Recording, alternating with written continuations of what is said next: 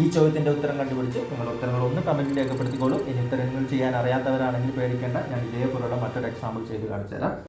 അപ്പോൾ എക്സാമ്പിളിലെ ചോദ്യം ഇതാണ്. ആദ്യത്തെ 35 ഒറ്റ സംഖ്യകളുടെ തുക എത്ര?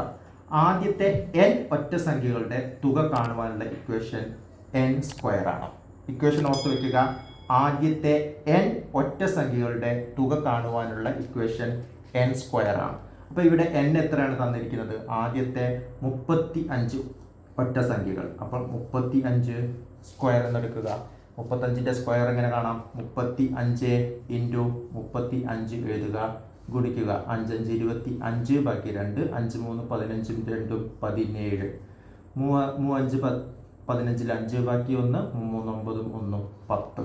അപ്പോൾ 5 7 5 12, 2 ബാക്കി 1 1 1 2, 1225 എന്ന് കിട്ടും. ഇതാണ് നമ്മുടെ ഉത്തരം. അതായത് നമ്മുടെ ഓപ്ഷൻ ബി ആണ് ആൻസർ വരിക. അപ്പോൾ ഇതേ രീതിയിൽ